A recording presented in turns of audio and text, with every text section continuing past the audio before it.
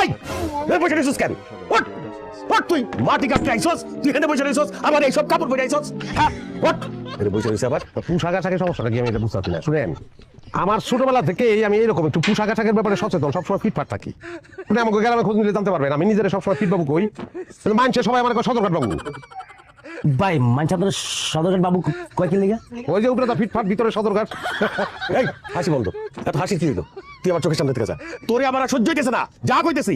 তোর এইসব পোশাক পরা বাবু মার্কা কামলা আমার দরকার নাই, আমার দরকার লুঙ্গি গামছা পরা গাছ কামলা। আছে আছে আছে আছে, এই যে দেখেন, এই যে গামছা, এই যে লুঙ্গি, আমি লুঙ্গি গামছা পরে কাজ করি, কাজের পোশাক। আর এইটা হইলো আমার ব্যক্তিগত পোশাক, কাজ করে তারপরে এই পোশাকটা পরে ভালাই, অসুবিধা নাই। এই পোশাক পরে আমি কাজ করবো এবং কামলা হিসেবে ভালো। আমি এক কোপে যে পরিমাণ মাটি উঠাতে পারি, আপনার 5 জন কামলা ওই মাটি বহন করতে পারবো না। রে তোর চাপাবাজি বন্ধ কর। কাকা গ্রামে কিন্তু বদলার মতো পড়ছে বলটা এখানে কামে ফরিদ বাপের নাম মুরিদ।